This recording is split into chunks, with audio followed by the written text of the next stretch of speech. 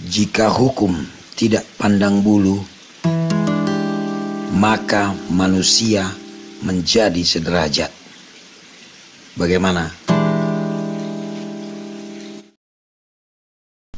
Assalamualaikum teman-teman.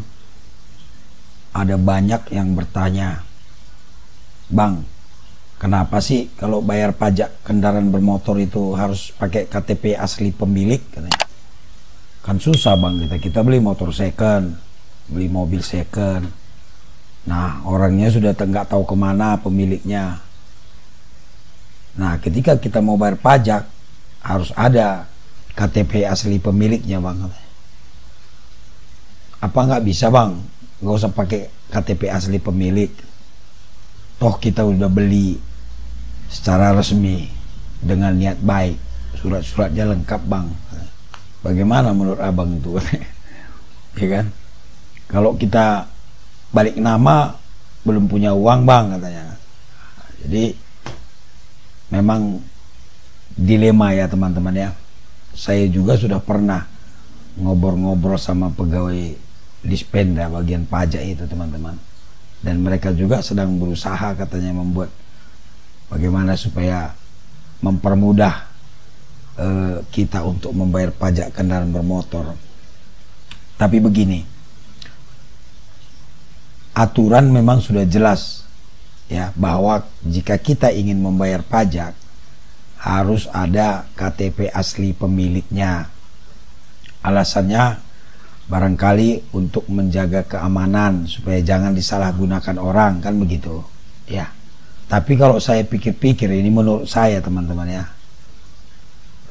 untuk pajak kendaraan bermotor itu tidak perlulah kita harus persyaratannya ada KTP asli pemilik, ya kan? Karena kan kita mau bayar pajak ya, sama halnya dengan bayar pajak bumi bangunan, kan tidak perlu juga KTP pemilik rumah itu untuk membayar pajak. Datang tagihannya kita bayar, atau kita pergi ke kantor pajak kita bayar. Sama halnya dengan pajak kekayaan juga, kita bayarnya gampang-gampang aja. Artinya memang kalau untuk membayar pajak, namanya pajak itu haruslah dipermudah ya. Kalau misalnya dikhawatirkan disalahgunakan orang ya, kita anggaplah begitu. Kan pada saat mengganti STNK ya, ketika masa berlaku STNK habis, kan itu wajib kita bawa BPKB, STNK asli dan KTP-nya. Nah, di situ mungkin harus perlu ya, pada saat mengganti STNK 5 tahunan itu, pajak 5 tahunan itu, saya setuju kalau wajib ada KTP asli pemilik. Tapi kalau untuk membayar pajak tahunan, saya kira nggak usah pakai KTP asli pemilik pun nggak masalah. Atau buat tagihannya, jadi ketika kita datang ke Samsat sudah ada tagihan kita, nomor polisi sekian, pajaknya ini tagihannya, kita tinggal bayar. Siapapun bisa membayar gitu loh, untuk pajak satu tahun ya, pajak tahunan. Maksud saya begini, orang Samsat, orang Dispenda itu sudah menyiapkan tagihan di kantor itu.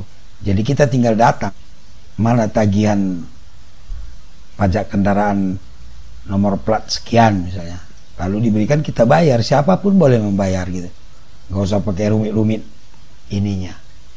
Nah, lalu ketika nanti mau pengesahan misalnya, itu wajib dia membawa STNK-nya kan gitu. Atau bisa juga pada saat membayar pajak sekalian bawa STNK supaya sekalian disahkan gitu.